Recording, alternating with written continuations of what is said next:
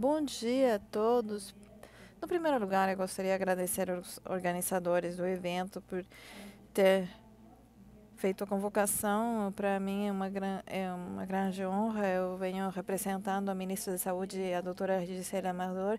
Ela me chamou porque eu sou a presidente. Eu me desculpo porque eu estou um pouco nervosa do Conselho Nacional de Paliativos, que é um organismo retor, e nós temos o Conselho Costarricense do Seguro Social, e vocês sabem que é um dos prestadores de saúde maiores de Costa Rica, e também temos organizações privadas e não governamentais que oferecem serviços em cuidados paliativos, e hoje queremos falar claramente de como as coisas têm mudado. Há 18 meses nós começamos a trabalhar como uma unidade, e graças à colaboração de todos, nós temos já alguns resultados concretos. Nós vamos falar da lei do benefício para responsáveis dos pacientes em fase terminal, e uma lei, e também a lei para garantir o interesse superior da criança e adolescente no cuidado da criança gravemente doente.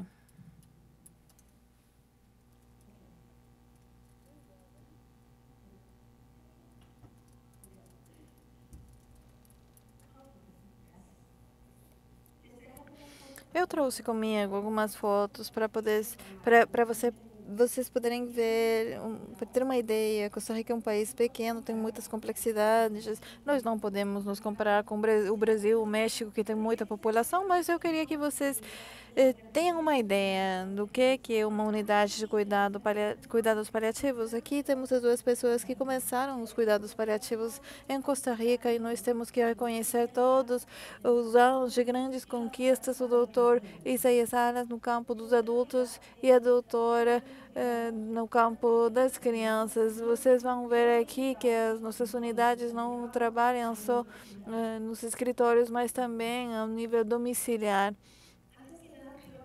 Primeiro, eu gostaria esclarecer uma coisa: o Ministério da Saúde é a entidade retora em Costa Rica para editar os programas, processos, alinhamentos em termos de cuidados paliativos, e nós estamos abertos para colaborar em tudo o que vocês precisarem, e nós também queremos sugerências para melhorar.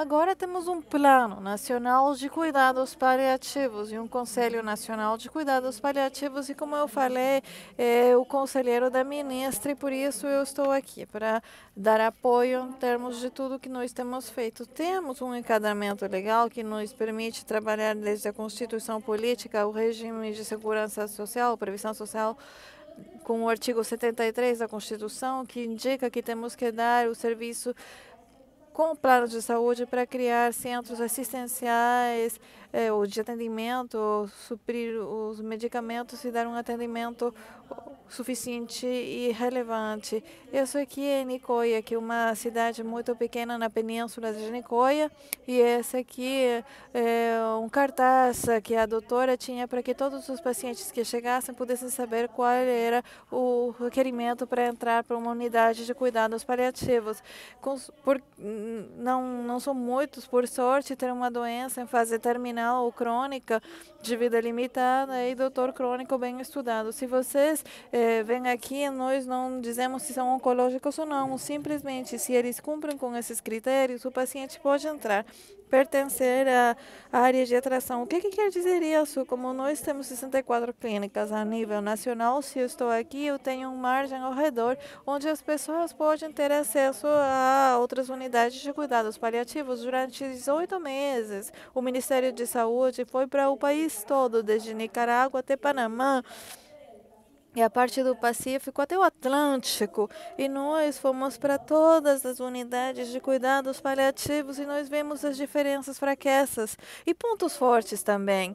Então, nós achamos que nós podemos oferecer um cenário muito claro do que nós estamos experimentando, e o último ser referido por um médico tratante. Não tem que ser privado ou público. Eu, como médico, posso fazer a referência mesmo se eu sou médico privado. Esse aqui é o nosso nosso maravilhoso país, um país pequeno, mas como vocês podem ver, agora temos 64 unidades de cuidados paliativos distribuídas no país todo.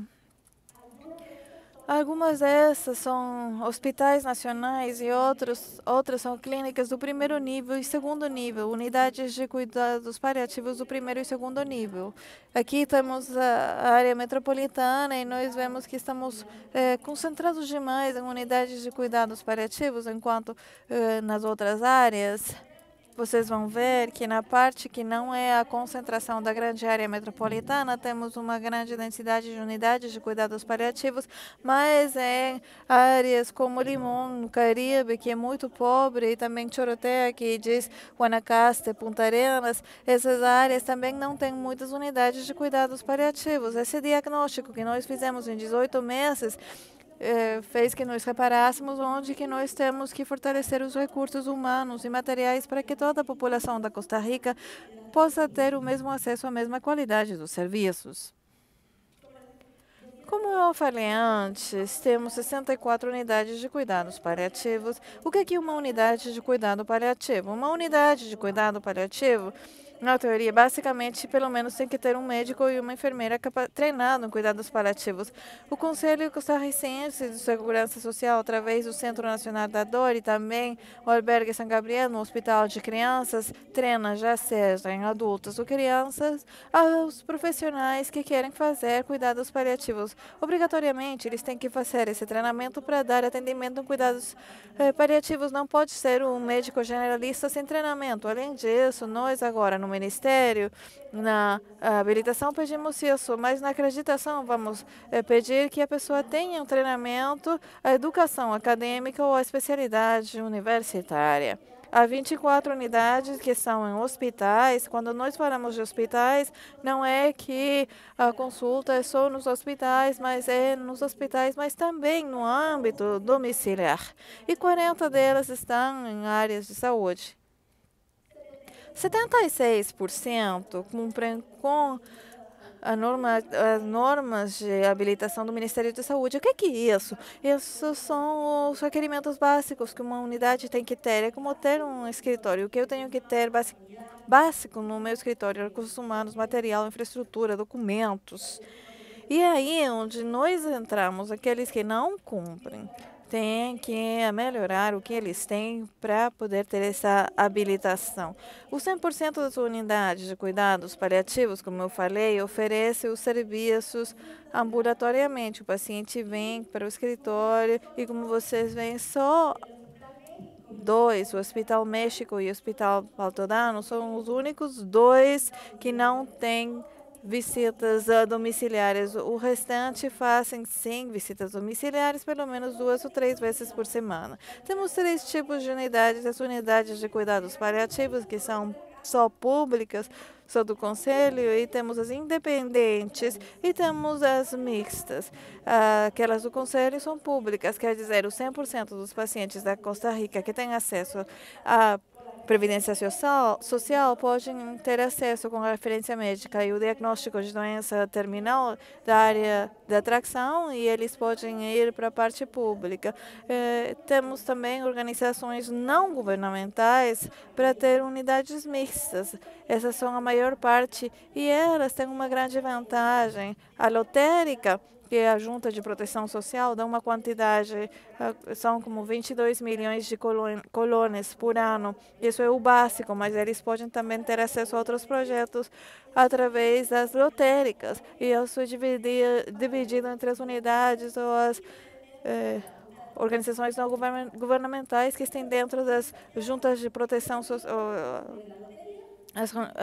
os comitês de proteção social autorizados. Então, se nesse momento o Conselho não tem psicologistas, pode contratar um psicologista, uma terapista físico-respiratória para ter equipes de atendimento integral em cuidados paliativos. E, por último, temos as independentes, que são organizações não governamentais que estão em certa área onde não tinha atendimento sem cuidados paliativos e eles foram integrados como os atores sociais e recebem fundos ou coletam fundos da comunidade com atividades e contratam pessoal específico. E uma coisa que eu queria falar é que nós fomos ver as unidades e vimos que o 100% delas cumpriam o serviço, o atendimento é muito bom.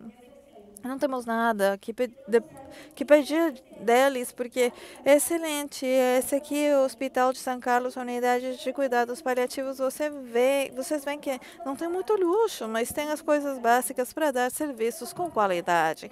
Essa parte da consulta externa, eles fazem visitas domiciliares, eles têm 2 ou 3 equipes agora. E como eu falei, a Costa Rica é um país muito pequeno, mas nós podemos dar um pouco para todos. Como todos os países, nós temos um problema com as doenças crônicas não transmissíveis e nós estamos no Conselho Nacional de Câncer e aí também estão presentes as ONGs e nesse caso a doutora Quesada vai participar no Conselho Nacional de Câncer e temos outro paliativista, o chefe de hemato-oncologia do Hospital São Juan de Deus. Então, temos tudo isso ao mesmo tempo, mesmo se estão separadas, em muitos casos, nós estamos tentando integrar elas. Aqui temos a unidade de cuidados paliativos da área de saúde de Libéria, não do hospital, da área de saúde. Como vocês veem aqui, esse carro, as unidades podem conseguir ele com o dinheiro da lotérica. A lotérica dá os fundos e também um ultrassom para que o médico tenha ultrassom portátil. Eles deram essas fotos para a gente e vocês vão poder ver as condições dos pacientes, como esse senhor que está no meio. Às vezes são condições muito pobres, de fato. O ventilador que ele tem aí foi dado para ele pela ONG e com o Comitê de Proteção Social, eles podem ter um lugar no cemitério, comida, treinamento dos médicos, suporte cardíaco básico, avançado e cuidados paliativos a nível nacional. Vocês podem conseguir tudo isso se vocês têm acesso a uma fonte externa de renda. Temos aqui a unidade de cuidados paliativos de São Ramon, do hospital, mas essa é a parte de casa, porque eu falei que era mista. Temos terapia física, nutrição e psicologia, tudo pago pela organização, porque o Conselho não tinha nesse momento os recursos humanos. Esse aqui foi da unidade de cuidados paliativos. Por que estou dando toda essa introdução? Pela razão que para ter uma lei temos que ter uma justificação, e essa aqui é a justificação. Aí repararam que se nós temos uma lei que favorece as pessoas que fiquem dentro do núcleo familiar, nós podemos reduzir as hospitalizações. Mas eu não vou falar muito disso porque os meus colegas anteriores já falaram das vantagens dos cuidados paliativos no nível domiciliar, então não faz sentido que eu fale mais disso. As evidências, bom, há estatísticas no Conselho, os quadros estadísticos e as lições aprendidas, trabalhar em equipe, compromisso com a instituição, trabalhar na instituição. Como eu falei, todos os médicos têm que estar treinados nos cuidados paliativos e nós falamos em termos de pós-graduação. Graduação ainda não temos, mas vamos trabalhar para isso. E só para vocês verem as diferenças, essa aqui é a unidade de cuidados paliativos de Golfito, é uma das últimas unidades que nós visitamos. Se vocês podem ver, os recursos são limitados, mas nós estamos dando serviços de qualidade. O que é a lei de benefícios, como eu falei antes? É para os pacientes em fase terminal ou menores que são gravemente doentes, e aqueles que têm uma fase terminal são aqueles que têm uma doença avançada, progressiva, incurável e que implique a falta de possibilidades razoáveis de resposta ao tratamento específico e que a expectativa de vida seja menor ou igual a 6 meses. E isso não quer dizer que o paciente não vai poder reagir positivamente ao tratamento e o prazo de vida se alongue. Mas isso aqui é muito importante, porque eu sei que para alguns países isso é só oncológico, mas para nós não é assim. Nós podemos fazer ambos dois. E no caso das pessoas menores de idade, são aquelas pessoas que têm uma doença com efeitos significativos na saúde e põem o paciente em risco de morte. E o tratamento, ao critério do médico tratante, precisa do acordo dos pais, ou representante legal ou familiar do doente para o cuidado. O subsídio e a autorização são dados pelo tempo em que o médico fala que o paciente está em fase terminal ou quando o médico tratante declara que as pessoas menores de idade estão em condição de gravemente enfermas. Eu queria salientar as pessoas que dão os cuidados paliativos de Palha Leão, eles têm que viajar em avião. Vocês sabem que em Costa Rica chove muito, então eles não podem chegar de carro, eles têm que ir de aviãozinho. Em alguns casos, eles têm que estar prontos 24 horas ao dia, 7 dias por semana. Então, todas as pessoas ativas, salariadas, todas as pessoas que pagamos impostos, temos acesso a ter essa licença. Então, é uma vantagem, porque nós, como pais ou família, ou parentes, temos que cuidar de alguém, podemos deixar de trabalhar e vamos receber um pagamento para cuidar do paciente. Muito obrigada.